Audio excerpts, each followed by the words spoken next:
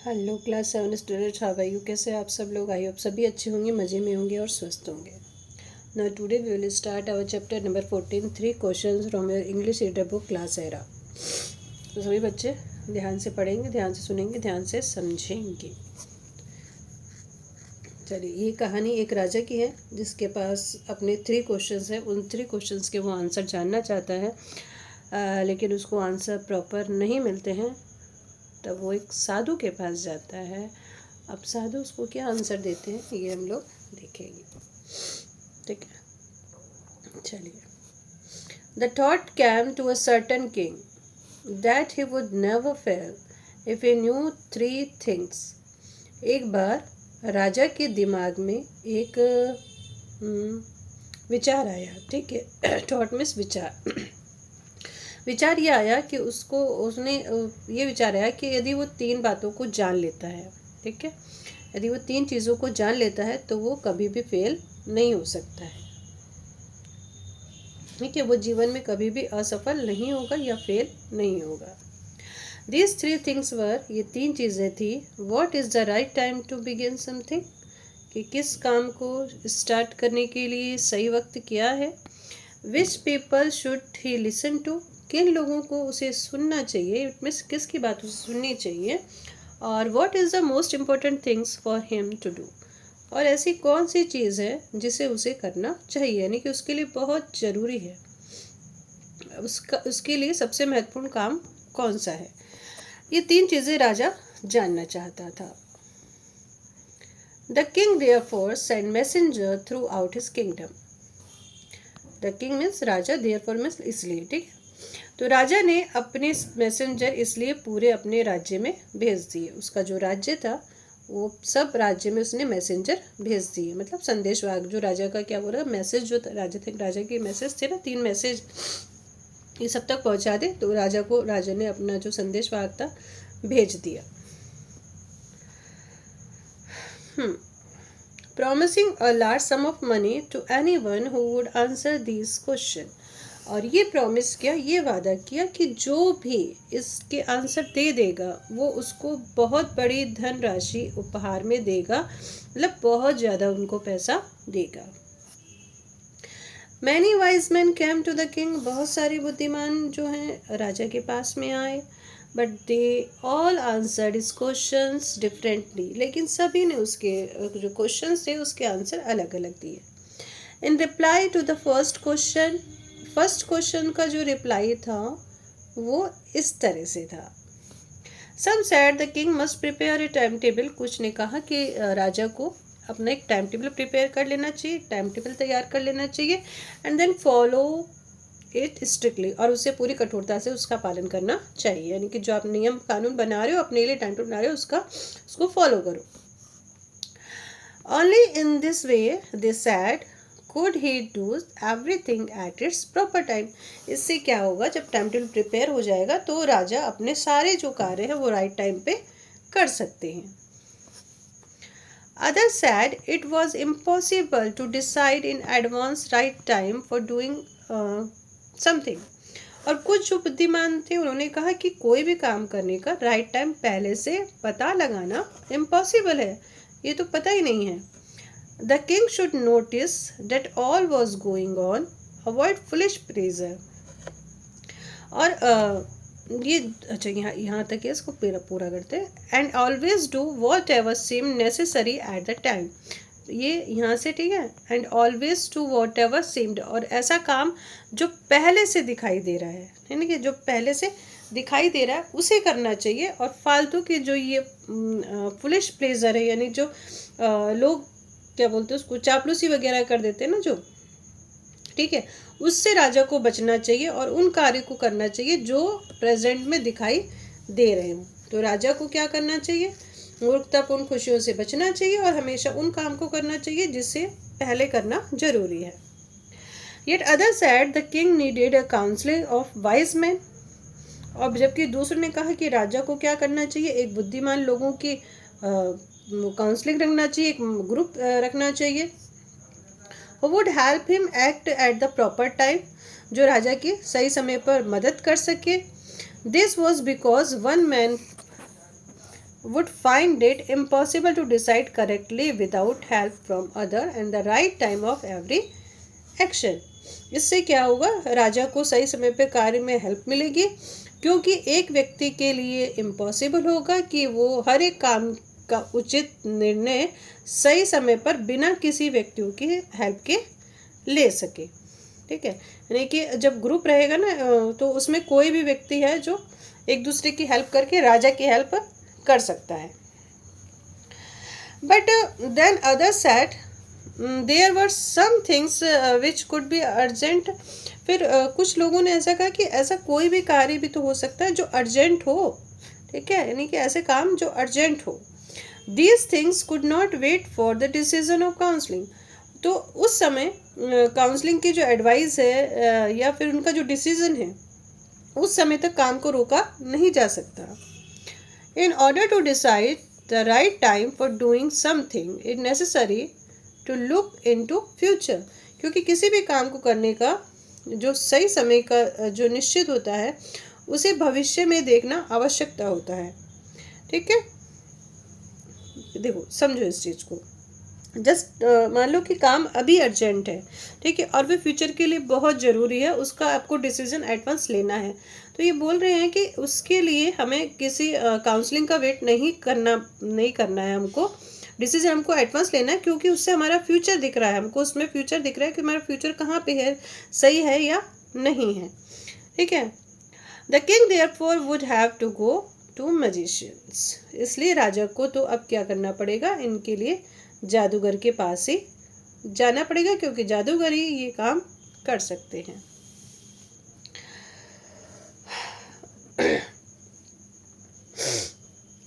As the answer is questions were so different. जैसे कि जो राजा के जो क्वेश्चंस थे, उसके आंसर सब अलग अलग थे। The king was not satisfy, और राजा सेटिस्फाई नहीं हुआ। एंड गैव नो रिवार्ड, तो राजा ने कोई रिवार्ड भी नहीं दिया। ठीक है, अब जब आंसर ही अलग अलग थे तो राजा रिवार्ड कहाँ से देगा। Instead he decide to seek the advice of a certain hermit. इसके बजाय राजा ने एक सर्टन सन्यासी की सलाह लेने का डिसाइड किया। उन्होंने कहा मुझे जो डिसाइड करना है, मुझे निश्चय करना है, वो किसी साधु की मैं अब हेल्प लूँगा। Who was widely famous for his kingdom, जो अपने बुद्धिमानी के लिए दूर दूर तक जाना जाता है। मुझे ऐसे साधु की अब ज़रूरत है, मुझे अब साधु की ही हेल्प लेनी पड़ेगी। The hermit lived in a would, would means jungle. Okay, would means क्या हुआ बेटा, जंगल। हर्मिट एक जंगल में रहता था। विच ही नेवर लेफ्ट, जिसे उसने कभी नहीं छोड़ा था, मतलब वो हमेशा से जंगल में ही रहा। He saw no one but simple people, and so the king put on ordinary clothes. जो राजा था वो केवल ऑर्डनरी लोगों से ही मिलता था, यानी कि साधारण लोगों से ही मिलता था। इसलिए राजा ने भी क्या किया, ऑर्डनरी जो क्लोथ है वो पहन लिए। ठीक है, before he reach the hermit's hut, the king left his horse with his bodyguards and went on alone. राजा उस सन्यासी के जब आश्रम में गया तो वहाँ पे उसने अपने घोड़ों को अपने बॉडीगार्ड्स को दे दिया और खुद आगे अकेले ही चला गया। As the king came near the hermit's hut, जैसे ही राजा सन्यासी की हट के पास आया, झोपड़ी के पास आया, he saw the hermit digging the ground in front of his hut. उसने देखा कि जो सन्यासी है अपनी झोपड़ी के सामने जमीन खोद रहा है, ये उसने देखा। He greeted the king and continued digging. सन्यासी ने राजा को देखा और उसका नमस्कार किया, अभिवादन किया और अपना जमीन खोदना स्टार्ट रखा। The hermit was old and weak, and as he worked, he breathed heavily. जो सन्यासी था बहुत ही बूढ़ा था और कमज़ोर था। वो काम कर रहा था तो वो ज़ोर ज़ोर से सांस भी ले रहा था, यानी कि उसकी सांसें तेज तेज चल रही थी जब राजन ने उसको देखा। The king went up to the hermit and said, राजा सन्यासी के पास आया और बोला, I have come to you. I have come to you, wise hermit, to ask you to answer 3 questions. हे बुद्धिमान सन्यासी, मैं 3 प्रश्नों के उत्तर जानने के लिए आपके पास आया हूँ. How can I learn to do the right things at the right time?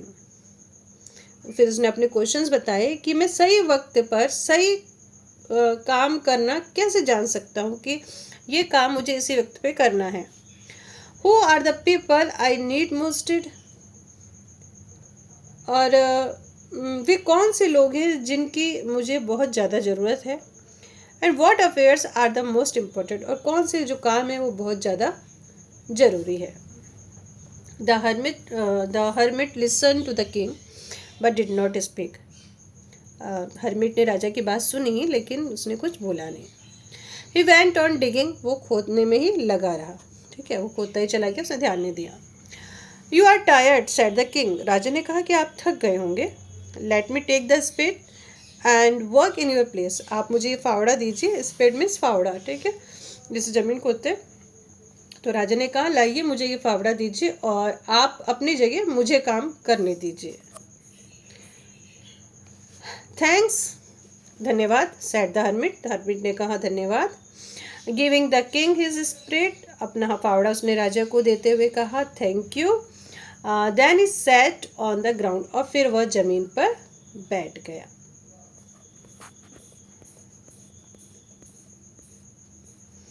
When the king had dug 2 beds, beds means क्यारी. ठीक है, जब राजा 2 क्यारी खोद चुका था, he stopped and repeated his question. राजा रुक गया और फिर से उसने अपने क्वेश्चंस रिपीट किए. The hermit gave no answer. सन्यासी ने फिर भी कोई उत्तर नहीं दिया. But stood up. लेकिन खड़ा हो गया. Stretching out his hand for spade. अपने हाथों को फैलाए और कहा कि आप ये जो एंड सैड. और कहा now you rest and let me work. और राजा से कहा कि ये फावड़ा आप मुझे दे दो. अब आप आराम करो और मुझे काम करने दो. But the king did not give him the spade and continue to dig. लेकिन राजा ने उसे फावड़ा नहीं दिया और डिगिंग करना शुरू ही रखा. मतलब रुका नहीं, वो कंटिन्यू डिग करता रहा. 1 hour passed then another. 1 घंटा गुजर गया, फिर दूसरा घंटा गुजर गया. The sun went down behind the tree. अब सूरज भी पेड़ों के पीछे छिप गया था. And at last the king stuck the spade into the ground and said. और अंत में राजा ने फावड़े को जमीन पर अटकाया और कहा, मतलब रख दिया उसको. स्टक मतलब से जो करते हैं ना, तो जमीन पे मिट्टी के साथ में, तो उसको स्टक बोला जाता है. और कहा I came to you wise man for an answer to my question. If you can give me no answer tell me so I will return home. राजा ने कहा हे बुद्धिमान सन्यासी, मैं अपने प्रश्नों के उत्तर के लिए आपके पास आया हूँ. और यदि आप मुझे कोई उत्तर नहीं दे सकते हैं तो मुझे बताइए, मैं अपने घर लौट जाऊं. Here comes something running, said the hermit. Hermit ने कहा देखो यहाँ कोई दौड़ता हुआ आ रहा है. ठीक है, किसी दौड़ने की आवाज़ आई तो कोई दौड़ता हुआ है. राजा को कहा उसने. The king turn around and saw a bearded man running toward them. राजा ने पीछे मुड़ के देखा और देखा एक दाढ़ी वाला जो आदमी है उनकी तरफ दौड़कर आ रहा है. His hands were pressed against his stomach. उसने देखा उसने अपने हाथों से अपने पेट को दबा रखा है. From which blood was flowing. जहाँ से ब्लड निकले जा रहा है, खून बह रहा है. When he reached the king. जब वो राजा के पास पहुंचा. He fainted and fell to the ground. वो बेहोश हो गया और जमीन पर गिर गया. The king and the hermit removed the man's cloth and found a large wound in his stomach. राजा ने और हर्मिट ने उसके जो कपड़े थे वो उतारे. ठीक है, और देखा कि उसके पेट में एक बहुत बड़ा घाव था. The king washed and covered it with his handkerchief. राजा ने उस घाव को साफ किया और अपने रुमाल से उसको ढक दिया. But the blood would not stop flowing. लेकिन जो घाव और वो जो ब्लड है वो अभी तक रुक नहीं रहा था, वो कंटिन्यू बह जा रहा था. The king redressed and wound until at last the bleeding stopped. और राजा ने फिर से मरहम पट्टी थी जब तक कि जो ब्लड बहना बंद नहीं हुआ। With the hermit's help, hermit की हेल्प से the king carried the wounded man into the hut and laid him on the bed. और उसकी सहायता से, हर्मिट की सहायता से राजा उसको अंदर लेके गया, वाउंडेड मैन को हट के अंदर लेके गया और बिस्तर पे लेटाया। The man close his eyes and lay quiet. अब वो जो आदमी था उसने अपनी आंखें बंद कर ली और वो शांति से लेट गया। The king tired by his walk and work he had done. राजा जो कि अपने पैदल चलने से और काम करने से थक गया था, lay down on floor and slept through the night. वो भी इतना थक गया था कि वो जमीन पे ही सो गया राजा, और रात भर वो सोता रहा। When he awoke, जब वो सोकर उठा, it was several minutes before he could remember where he was or who his strange bearded man laying on the bed was. ठीक है, जब वो सोकर उठा तो कुछ मिनट हो गए थे और उसे पहले की वो चीज़ें याद कर सके कि वो कहाँ रुका था और इस बिस्तर पे लेटा हुआ वो दाढ़ी वाला आदमी कौन था। ये चीज़ें उसको याद आई कि भाई यहाँ लेटा हूँ और ये कौन है, ये सब चीज़ें उसको याद आई। Forgive me said the beard man in a weak voice. अपनी कमजोर आवाज़ में उस दाढ़ी वाले व्यक्ति ने कहा, फॉरगिव मी, मुझे माफ़ कर दो। When he saw that the king was awake, जब उसे देखा कि राजा उठ गया है तो उसने कहा कि मुझे माफ़ कर दो। I don't know you and have nothing forgive you for, said the king. राजा ने कहा कि मैं तो आपको जानता ही नहीं हूँ, तो मैं किस बात के लिए आपको क्षमा करूँ। You don't know me but I know you. वो उसने कहा कि आप मुझे नहीं जानते लेकिन मैं आपको जानता हूँ। I am that enemy of yours who so revenge on you. मैं आपका वही दुश्मन हूँ, वही शत्रु हूँ जिससे बदला लेने की कसम मैंने उठाई थी। ठीक है, मैं आपसे मतलब बदला लेना चाहता हूँ। Because you put my brother to that, क्योंकि आपने मेरे भाई को मृत्युदंड दे दिया, मार दिया। एंड सीज्ड माई प्रॉपर्टी, और मेरी प्रॉपर्टी छीन ली। I knew you had gone alone to see that hermit. मैं ये जानता था कि आप इस सन्यासी से मिलने अकेले गए हैं। And I made up my mind to kill you on your way home.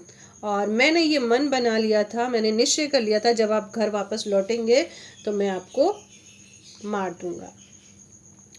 But day passed and you did not return, लेकिन दिन गुजर गया और आप लौटे नहीं। So I left my hiding place, तो मैंने अपने छुपने का जो जगह है वहाँ से मैं बाहर आ गया।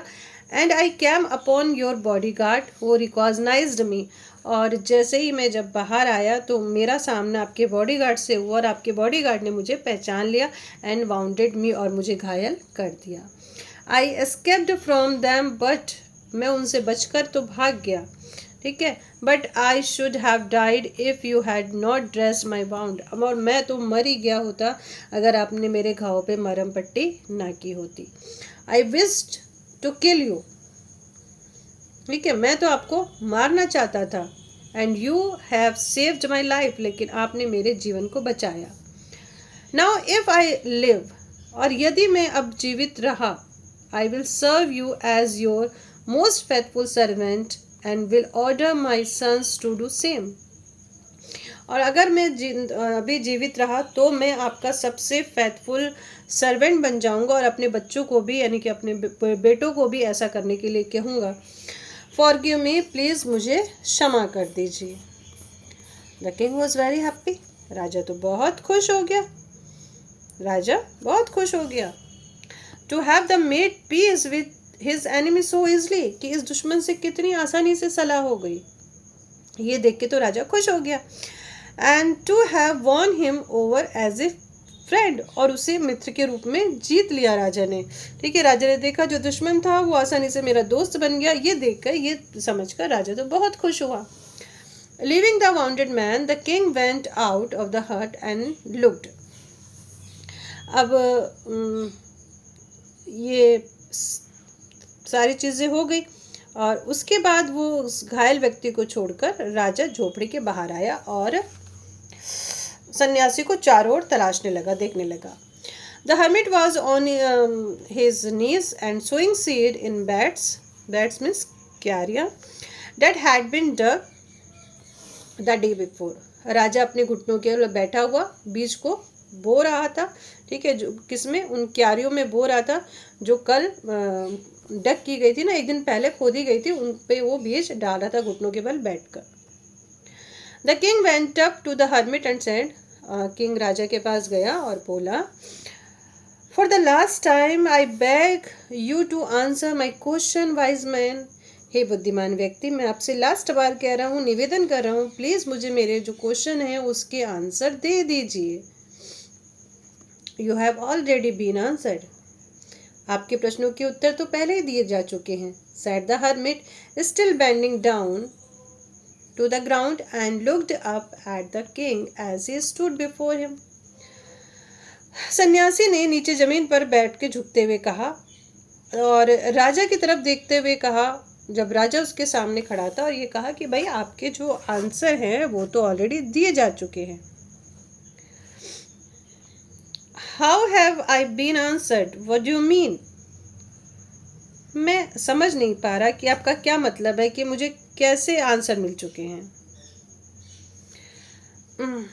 डू यू नॉट सी, क्या आप नहीं समझ रहे हैं, क्या आप नहीं देखते. रिप्लाइड द हर्मिट, हर्मिट ने आंसर दिया, क्या आप नहीं देख रहे. If you had no pitied my weakness yesterday, कि अगर आप मेरी वीकनेस पे कल आपने दया नहीं दिखाई होती. And you had not dug these beds, और आपने ये क्यारियाँ नहीं खोदी होती. You would have gone away, तो आप जा चुके होते. Then that man would have attacked you, तो वो आदमी आप पर अटैक कर देता. And you would have wished you had stay with me.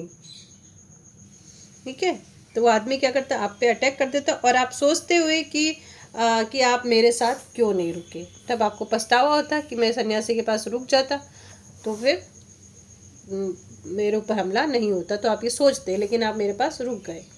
So the most important time was when you were digging the beds, और ये इम्पोर्टेंट टाइम था जब आपने मेरे लिए क्यारियाँ खोदी. ठीक है, यानी कि आप मेरे लिए जब क्यारियाँ खोद रहे थे, वो सबसे इम्पोर्टेंट टाइम था. And I was most important man, और वो मैं एक इम्पोर्टेंट मैन था. ठीक है, मैं वो जरूरी व्यक्ति था. Was when you sorry and to do me good was you most important, और मेरे काम के लिए, मेरे कल्याण के लिए जो आपको काम करना था वो बहुत ही इम्पोर्टेंट काम था.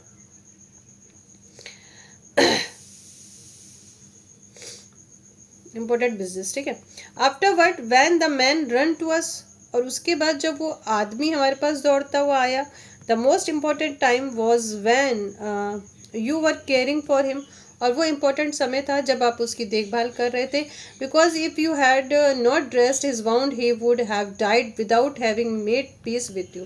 अगर आप उसके घाव की मरहम पट्टी नहीं करते तो वो आपसे बिना शांति स्थापित किए, यानी कि बिना क्या बोलते हैं उसको, आपका दोस्त बने वो मर जाता और आपसे वो सॉरी भी नहीं कह पाता. So he was the most important man, और उस समय वो इम्पोर्टेंट व्यक्ति था. And what you did for him was your most important business, और जो काम आपने उसके लिए किया वही आपके लिए सबसे महत्वपूर्ण काम था. ठीक है, रिमेंबर देन, तो ये याद रखिए. There is only one time is important and that the time is now. It is the most important time because it is only time we have any proper power to act. तो उन्होंने ये समझाया कि इस चीज़ को ध्यान रखिए कि केवल समय ही महत्वपूर्ण होता है, और वो समय जो है वो है अब. ठीक है. फिर उन्होंने कहा कि सबसे महत्वपूर्ण समय होता है क्योंकि ये वही समय होता है जिसमें हमें कुछ करने की क्षमता होती है. The most necessary person is a person you are with a particular moment, ठीक है, क्योंकि सबसे महत्वपूर्ण वही व्यक्ति होता है जिसके साथ आप एक विशेष समय से रह रहे होते हैं। फॉर नो वन नोन, और कोई नहीं जानता what will happen in the future, कि फ्यूचर में क्या होगा ये कोई नहीं जानता। The most important business is to do that the person good, और सबसे महत्वपूर्ण काम ये होता है जब हम लोगों का भला करें, because we were sent into the world for that purpose alone, क्योंकि हमें इस संसार में केवल इस उद्देश्य के साथ ही यहाँ भेजा गया है। क्या भेजा गया? कि हम सही समय पर सही व्यक्ति की हेल्प कर सकें, ठीक है। तो सही समय क्या होता है? जब आप किसी की हेल्प करें, और किसकी हेल्प करें? तो वो व्यक्ति इंपॉर्टेंट होता है जिसकी आप हेल्प करें। और सबसे ज़्यादा ज़रूरी काम क्या होता है? जब आप उसकी हेल्प कर रहे हो। तो हर्मिट ने समझाया कि भगवान ने आपको और हमें इसलिए धरती पे भेजा है कि हम सही वक्त पे, सही समय पे, सही लोगों की मदद कर सकें। तो यही है राजा के 3 क्वेश्चन के आंसर। चलिए, क्वेश्चन आंसर ये हो गया चैप्टर। अब बाकी चीज़ें बाद में। तब तक के लिए बाय बाय, टेक केयर।